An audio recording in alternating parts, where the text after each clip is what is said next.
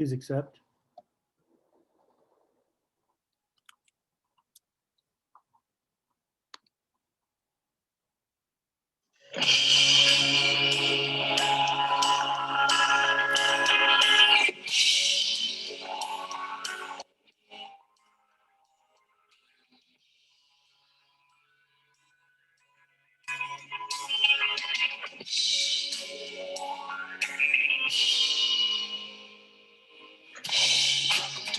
We live in, back and forth through the kitchen. Remembering the nights we spent out, seem so far away, distant in the tree. All right, welcome to season 2, episode 10 of the Neutral Zone. My guess is many of you are wondering why we took a 3-month hiatus from the show, and we'll talk a little bit about that and talk about some upcoming episodes as well. But both Stomps and I are pretty excited to be back here and providing you with the greatest entertainment that's out there in the market these days. So thanks for all your patience, thanks for your support, and thanks for your loyalty to TNZ. We have a lot to cover today, don't we, Stomps? And we're going to do it in a very time-efficient manner. But before we get started, I just wanted to throw out the elephant in the room and just say, hey, listen, first and foremost, thank you to everybody who reached out to me during the last 3 months. It has been a tough personal battle for me. And we're going to get into some of that in later episodes with some guests as well. But for now, I just want to call out a few people and just thank them for all your concern. And there are quite a few people, but you watch the Neutral Zone, you're Neutral Zone loyalists. So I figure I'll just call you out and just say thank you. And these people have come into my life and they've been part of my life in different ways. And after I tell you who they are, I'm going to talk a little bit about our hockey community. So firstly, I'd just like to thank Billy Jocks for all the ongoing phone calls and coming to my house. It was really thoughtful of him. Steve Fiorito has been a great strength for me. And then these 4 guys actually, I should say, came to my house and we hung out during some of my most roughest moments. Dave Schmiel, Steve Givens, my formidable co-host Stomps, and John Trapani. Want to also thank Larissa and Danielle, our guy that we can never have an episode without mentioning, Brian Ganutek, Joe Gleason for keeping me in hockey, Freddie Coletta for constantly telling me to come to the rink, and just texting me even while he was at the tournament, Jim Brill for his texts and all his words of wisdom, Bobby D for keeping that Glencoe thing going, even though we were supposed to be Dynamo, then we converted to the Bearcats, and we'll have Bobby D talk about that at some point. I don't know if that's a good thing or a bad thing, but we can get into that later. Alice Marskanowski, Lou Mangini, Ryan Kanoy, John Scully, the classy one Dante, Stefan, and I apologize if I have missed anyone, but this just is a testament to the hockey community that we're a part of. It's a strong group. It's a strong group and people that are tight-knit and they really do care. And I've seen it firsthand. So thank you to all you that I've mentioned. And for those of you that I didn't intentionally leave off the list, I want to congratulate Stomps on becoming a referee. And he's got some other refs that he works very closely with. That's been a big development over the past 3 months. And then Stomps, I'm going to give it all to you. I mean, we're going to talk about lots has happened over the last 3 months. And we'll talk a little bit about the Masters tournament, which I know seems like a lifetime away. The Monday and Wednesday league, how that's going. NBHL, which has taken off and it's quite entertaining and good level of hockey competition, as well as the referees that are there are top notch. The Glencoe League that John Scully took off. I think it's amazing. I've been part of that as well. Woodridge on Sundays has been going well as well. And then some recent success in the outdoor hockey tournament where I believe Team Chicago came back with a gold medal. And then the upcoming Iowa tournament that's been posted on the app, as well as the over 50 tournament. So Stomps, take it away, my friend. There's a lot to cover and we have like 30 minutes to go. Wow. I'm under the gun here. Well, it's nice to be back in front of our millions of viewers. It's nice to be back doing this with you, Nav. I missed it a lot. And a lot of people asked about the show, and here we are. So hopefully everybody enjoys. So keep me on point here. So I'm going to try and run through a bunch of things here. Sure. So I can't remember the exact date of the last show we did, but I think it was just prior to the Philly tournament or It was in thereabout. March. It was in March. Yeah, so I just quickly about the Philadelphia tournament. First of all, we had loads of fun, which I guess is paramount. Great guys to hang out with. Really enjoyed it. As for the hockey, I was warned. We were all warned, kind of those that haven't gone to the Northeast to do a tournament. You know how physical it would be. I will say, watching the rec team play, that was pretty out of control physical almost. I mean, the game I saw, just a lot of young guys running around, drilling guys into the boards. So, and kudos to the rec team. They got us our win in that tournament. And Dave Schmiel backstopping that. Congrats. But as for the Masters level, yeah, it was physical, but I think at a fair level. Not dirty, except for one play in one particular game where a guy really did something bad to Peter and got a game misconduct as a result. But other than that, it was physical but fair. I thought we played hard. We didn't make fools out of ourselves out there. I thought we belonged. It's weird. We came so close to winning that playoff game, and then come to find out afterwards that the team had something like 3 A players playing on that team when they're not supposed to be. So no protest? No protest? We didn't know until it was, well past, and that's, what are you going to do? Yeah. But it was just interesting to find that out and say, oh, okay, well, all right. But we held our own and we came pretty close. So, yeah, that was a lot of fun. You mentioned the New England tournament recently. Can I ask you a question about the Masters since you were there? I was unable to make it, and I wanted to know from your perspective, what are some strengths that Team Chicago showed, and what are some areas that you think would help us be better prepared for another round of this next year, maybe? Well, I mean, I think we could use more depth.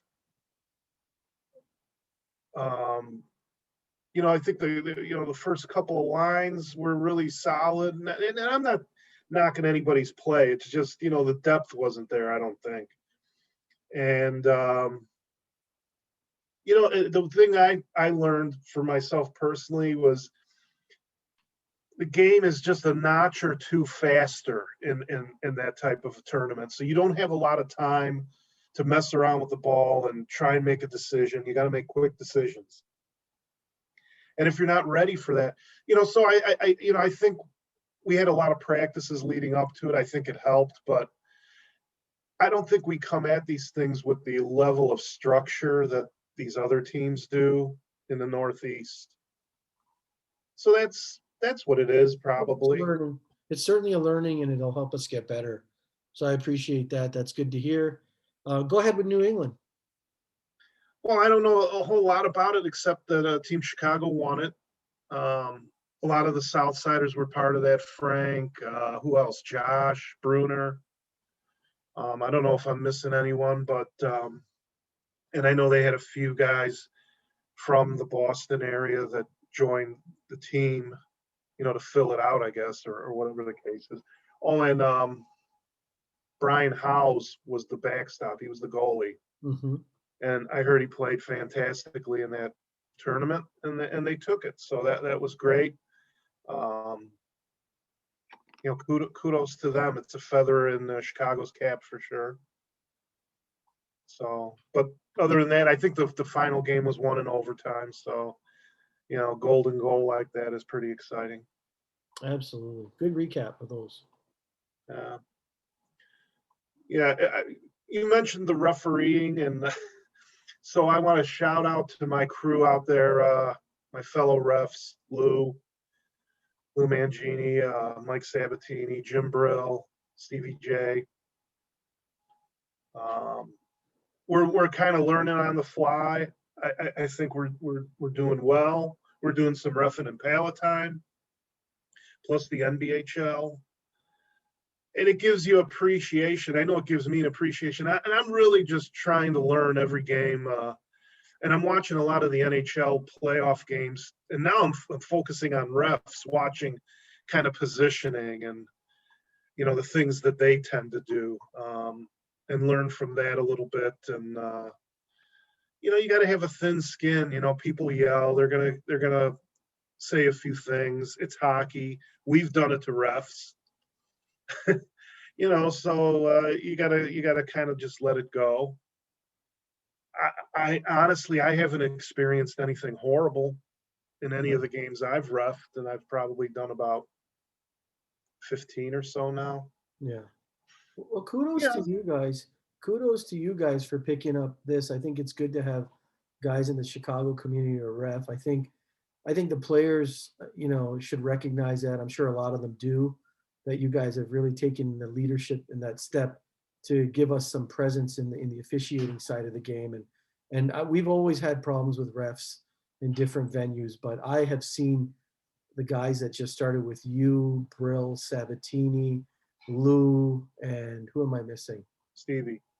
Stevie J. You guys do a really good job, and you're just going to continue to get better. So thanks for that. I mean, I know there's a lot of horseplay going around, but you guys are pretty good at it. So thanks for stepping up, man. Well, when the game is over, a lot of guys say thank you, so it's appreciated. That's cool. That's cool. Where do you want to go now? Tell me a little bit about the Monday, Wednesday league. Well,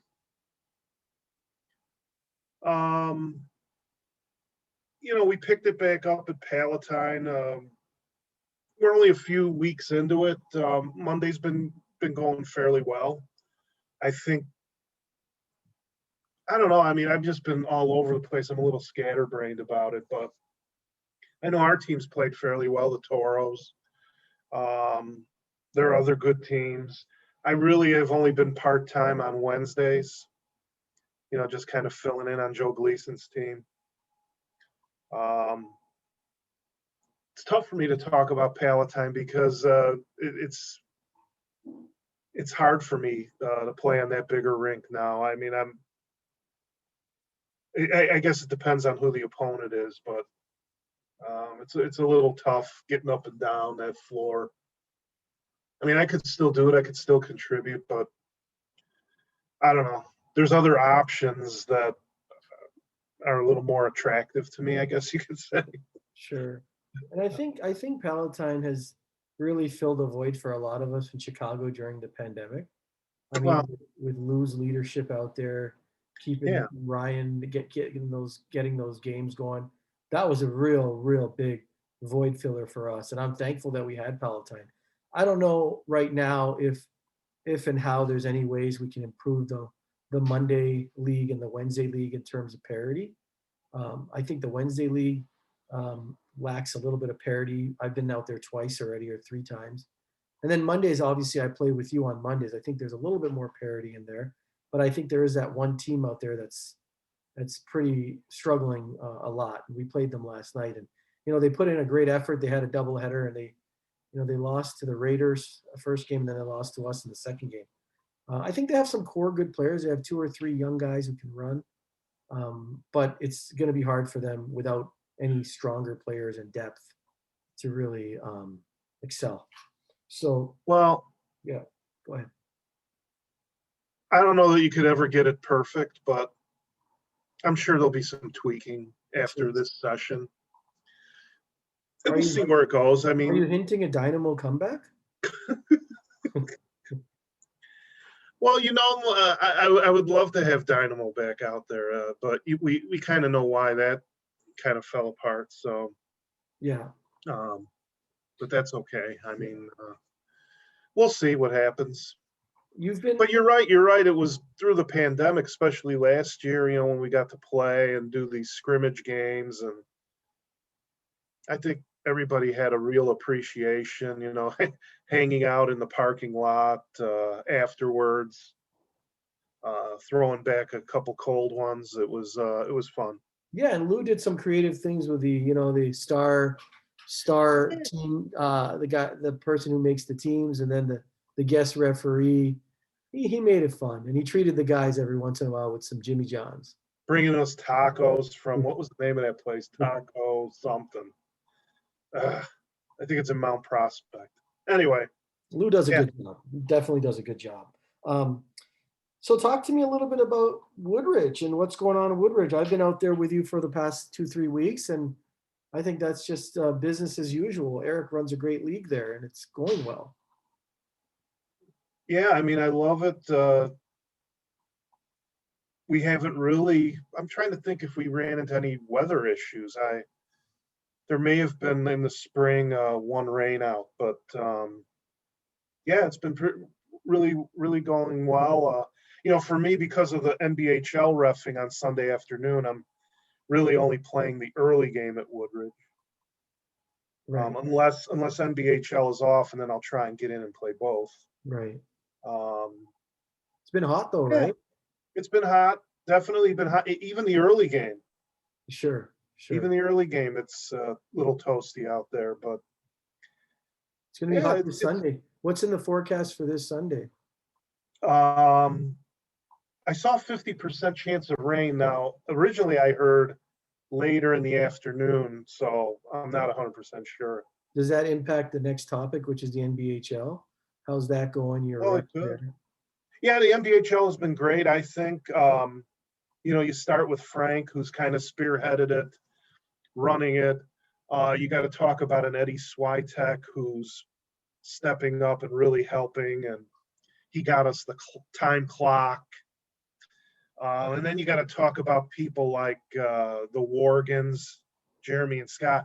I mean, these guys show up to the rink in construction worker garb, and they get up there and they build that. I mean, they build up that platform so that the games could be filmed over the fence. Eddie Armstrong, I think, has been involved with some of that. And I don't know if I'm missing anything. Danielle's been running a women's practice / clinic before the games start. What's the turnout? What's the turnout for that? They usually have about 10 women out there running drills, and I mean, it's not, it's well structured for sure. But yeah, would love to see more than 4 teams in NBHL. So it's, not everybody's playing the same constantly, but it's good hockey. It's definitely more physical than Palatine. But my feeling on that is, again, the takeaway from Philadelphia, and that the game can be more physical as long as it's clean. So if I'm reffing, stick stuff is a no-no, and just play it hard and fair and clean, and for the most part it is. We don't want to load the games up with penalties, and it's funny because the minor penalties are 1 minute. So it's like, if I was a player out there and I was like at the end of an exhausting shift, and you could just take a penalty and you go off for your minute. It's hard to score power play goals because by the time you get set up, it's almost over with. Right. So how many games have been played in the NBHL so far? 6, 8, 10? Yeah, it's probably been 6 or 7. Okay. I think with the Southsiders leading the way, I think they're undefeated, if I'm not mistaken. And individually, I know Bruner's at the top of the stat sheet for points and goals. 6 goals, 5 assists for 11 points. Yeah, and all the games are filmed and available on YouTube. Just this last weekend, we were the featured city again, so they live streamed it, which is always fun because there's announcers, and we as refs go up to the camera and make the call on penalties, which is is fun. So it's a little more it's really is a legit thing, I guess, if you will, or game. But it is a legitimate league. It's across the country. It's, I think, into Canada. It's at least across the United States, and it's going to be interesting to see what happens. And the winning team, I guess, that goes on to the NBHL tournament to crown a. Is, I don't know how any of that's going to work. so is it the team with the President's Trophy, or is it the team that wins the playoffs? I think it's the playoffs, and the playoffs are 2 out of 3 series. Okay. But I don't know after that exactly how it works. But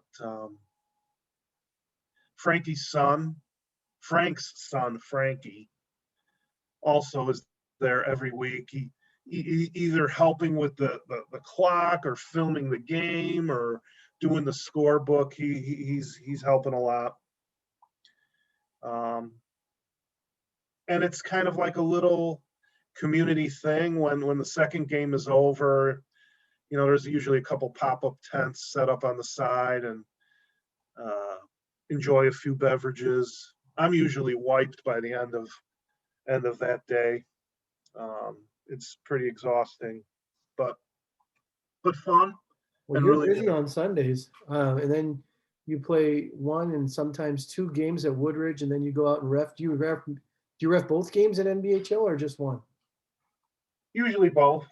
Okay, and then you're back to playing on Palatine on Monday night. Yeah. Go ahead. And Carroll Stream, we got an email from them that they wanted to restart the Carroll Stream League. I don't even know if we talked about Carroll Stream on the last show. We did not. I don't. Our team, the Toros team, was in the finals against the John Kelly's team. I don't know why the name is escaping. The goalie's Billy Jacques was the goalie, right? He was he there that night? I don't even think he was there that night. It was and I don't know why I'm forgetting their name. But the bottom line was the game was called in the first period due to fighting. So nobody was crowned as a champion. Right. But they want to restart the league now for summer, and so. What day is that on? It's on Tuesday, so now Sunday, Monday, Tuesday, Wednesday, and then Thursday with Glencoe. It's there's a lot of options available for people to play.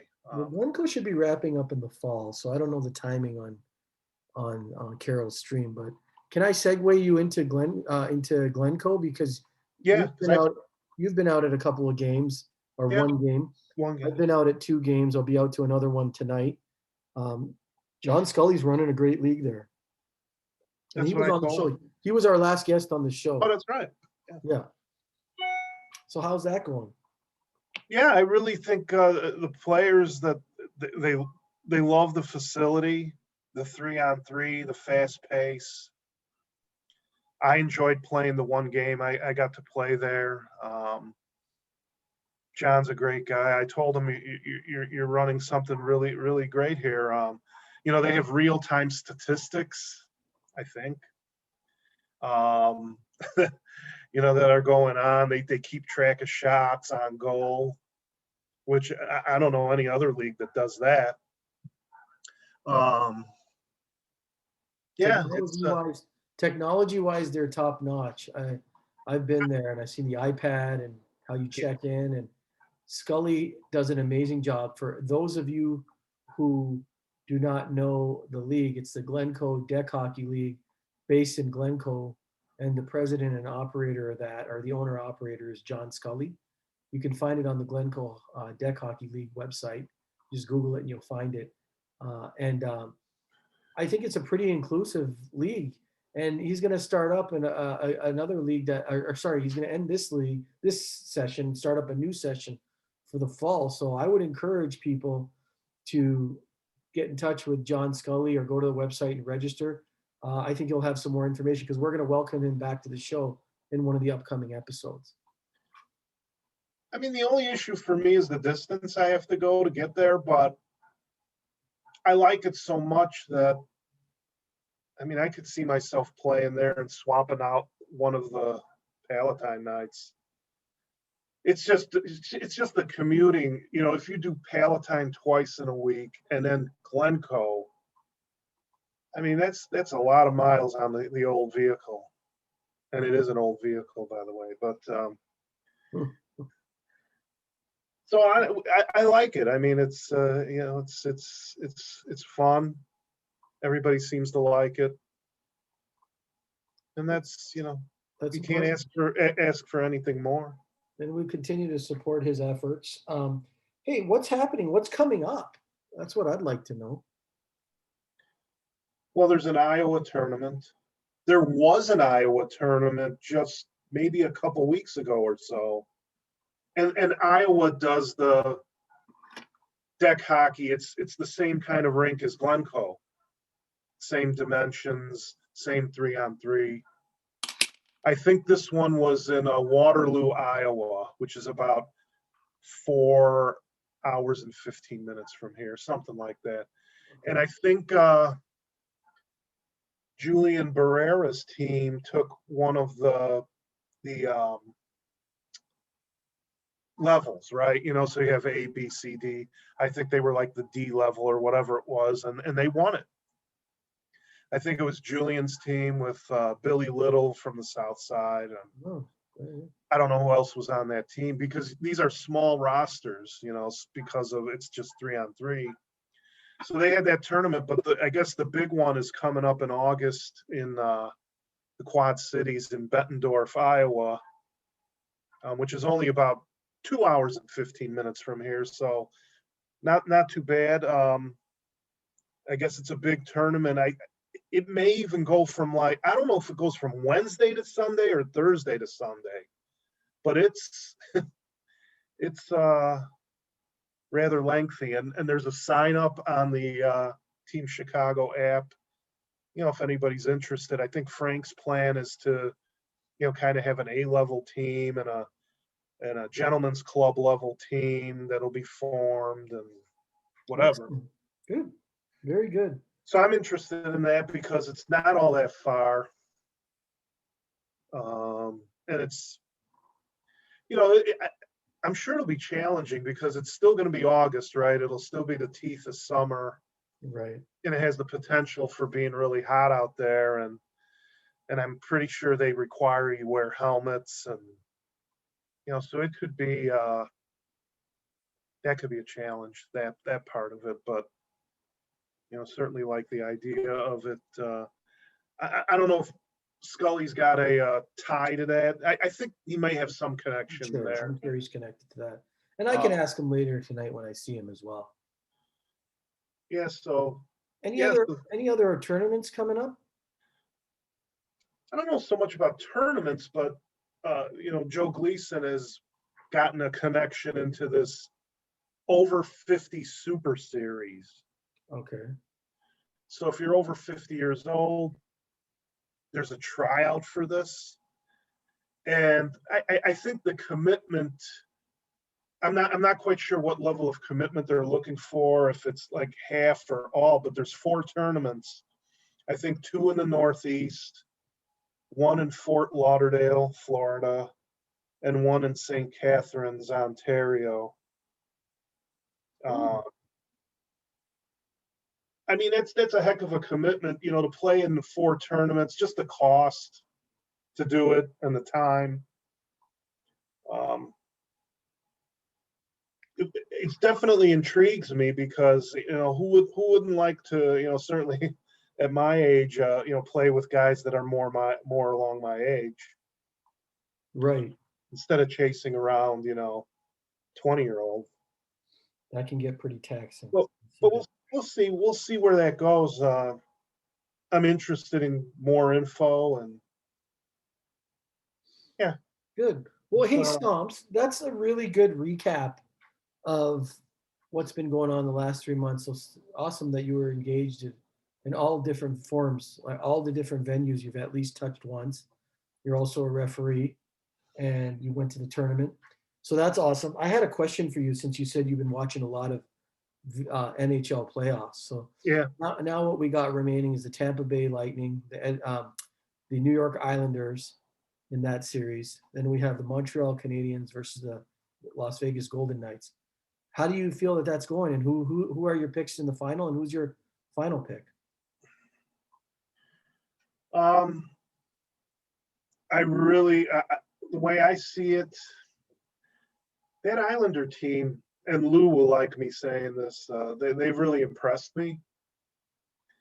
But I can't help but see it's going to be the Lightning and the Vegas Knights in the finals.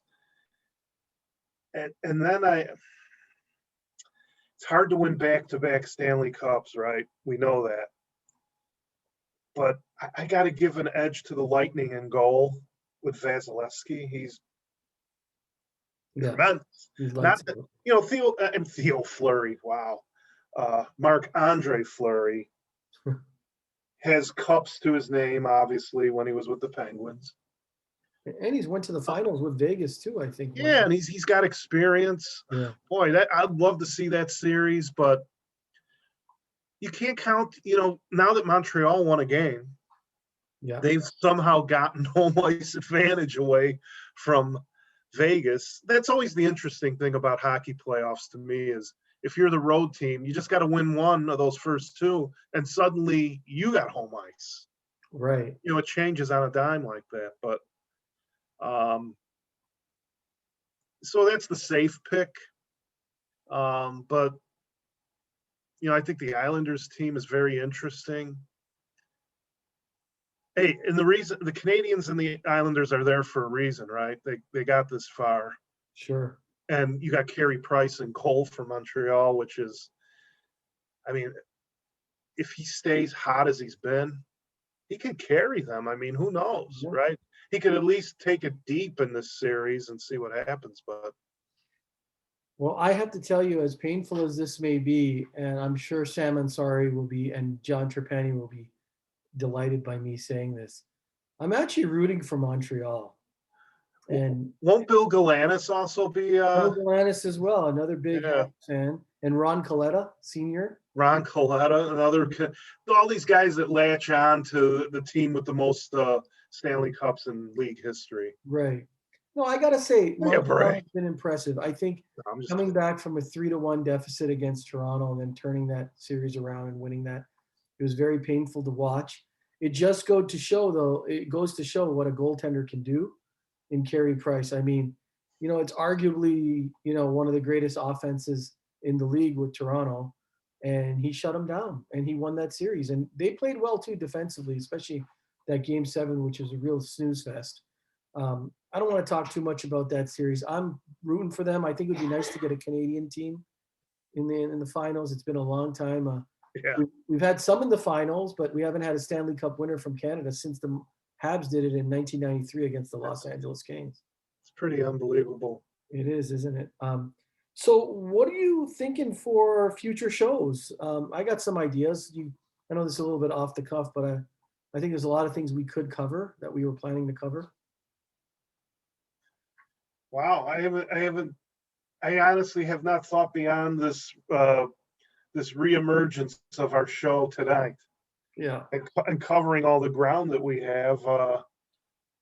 Before we know it, it'll be the holidays again, and we'll have to have Santa Fleet back for a second go round. Right. I don't know. What are your thoughts? What are your ideas? Yeah, I got a couple of thoughts, and we'll get feedback from our millions and millions of viewers in terms of comments on the YouTube video comments section. But I think it would be good to sort of learn a little bit more about what they're doing in NBHL with the women's practices that they're having over there. I want to know what their long-term goals are and where they want to position themselves, and maybe their future involvement in Palatine. I'm seeing Danielle's brought, I think her name is Erica McMahon. I think it's is that Terry's sister? Terry's cousin. She's out there playing with Lowe and Danielle, and they're a bona fide line. Good line. We faced them on Monday, didn't we? They were just cycling like crazy. Yeah. I'd like to know. I did talk to Billy Jacques earlier today. I think we'll have an episode with him on it and a few others that I think could give us some elements of the hockey community and what I talked about at the onset of the show. Uh, it would be good to, if we could ever get this guy on the show, it would be awesome to get Lou Mangini on the show. I mean, I don't think, The elusive Lou. yeah, exactly, exactly. And I You should think, have a referee show. Have all the refs on. oh yeah, that's a great idea. And we'll make sure that Sabatini tells us how great he is. And We can complain about all the players. yeah, I am hearing I'm hearing a heightened sense of frustration with Sabatini on the draws lately. I'm hearing people are accusing him of cheating on the draws and stuff like that. So we have to sort of maybe dig into that a little. He's got a great winning percentage. And I think he's a pretty good face-off guy myself. How about Steve Grass? Could we ever get that guy on the show? Wow. You never know. You just got to ask, right? Yeah, I guess we will. How about Trapani? Trapani's another guy. For the millions and millions of viewers out there, do you want to tell them anything about you coming over to my house, the flan that you enjoyed, anything you want to talk about? Because I don't got any restaurants today. Your wife Atia made a tremendous spread for us. Went with Thai food. Oh, it was brilliant. And then capping it off with some flan for dessert. And I think didn't I bring a cake? Or I don't know. Some of us brought. Trapani bought cookies, which were unbelievable from the Italian bakery. Right. And Shmuel bought a plant that I think he dumped half the soil by accident on the driveway. I'm still working on cleaning it up. No, but it's a great plant. And Steve Givens brought a lot of great wisdom, and he brought a lot of entertainment, and he was sorry he didn't bring anything, but he didn't need to bring anything. He's just a great guy with a great heart. No, it was fun. We'll have to do that again. For sure. Well, before we close, anything else, Stomps? I don't think so. I'm hoping for these thunderstorms tonight. We really could use some rain. Do you know what time they're going to start? According to NOAA Weather Radio, there is a chance of some storms around 7 p.m., but more numerous between midnight and like 4 a.m. Okay. So it's the bad sleeping thunderstorms, but we just need some rain. I'm tired of watering the garden and keeping all the plants going, but I'm telling you, the zucchini's coming, Nav. It's already all flowering and stuff, so it's going to be outstanding. I had my first tomato off the vine yesterday, and we grew some lettuce, different kinds of lettuce, and I just go out there and pick it off and make a salad, which is amazing. It's tremendous. I like doing that. I like gardening. I think a lot of the harvesting is accelerated this year because of the early heat that we've gotten. What do you think? Like June has been pretty hot. That helps, but we need rain. Yeah. So look, we got to get some rain. Just had a new patio put in the backyard. I saw that. Have to have some people over with the new fire pit. Excited about that. I don't know. What else? Going to see the Chicago Dogs minor league baseball game Saturday night. Okay, excellent. Yeah. No, I've had a busy week myself. How about you?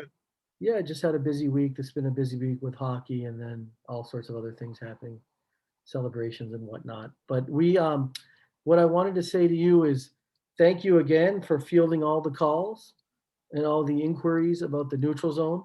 I just got a text from our good friend Danielle saying she's happy to see that the neutral zone is back. Good luck, and I hope to watch it later. So that's from Danielle. Dan Bruner is excited about the neutral zone returning. He's also expressed an interest and enthusiasm. And then as soon as I told Ganutek we were going to bring the neutral zone back, his first question was when? And it was just like, when? He was like really excited. So, and I know many of you have been waiting for this. So we hope that this was a good intro back into it. It was lighthearted. We're going to have to close shortly here. Thanks a lot, Stomps, for bringing all the wisdom and being the fact checker. We which you do so well. So with that said, have a great evening, everybody. Take care.